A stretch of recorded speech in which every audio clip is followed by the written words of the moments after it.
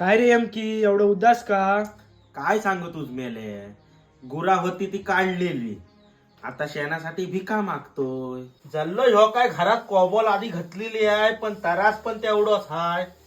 जरा काय पाणी सांडला की सगळा पुसाय लागता, नाहीतर ढेंगा वर व्हायची. गुरांचा शेण काय आता शेतात नाही पडत, त्यामुळे जमीन कशी नापीक होत चालली आहे.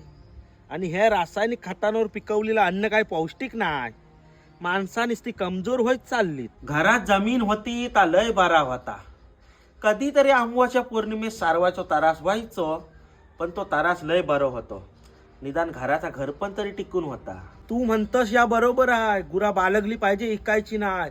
पण आता जो तो उठताय तो शहरात जात आहे पोटा पाण्यासाठी, आणि जो माणूस इथं हाय तो स्वतःच्या पोटा पाण्याचा बघील की दिवसभर गुरा राखील. यंदा मी ठरवलाय की घरात सगळं कोबोनी लादी घालायची.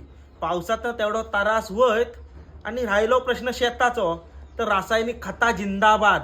आता सगळा हवा तर ता कसा मिळत आपल्यास. माझ वाटतं ही म्हाताऱ्यांची शेवटची पिढी संपली ना, की पुढची येणारी पिढी गुरा बाळगील की ना ह्याची काही गॅरंटी वाटत नाही.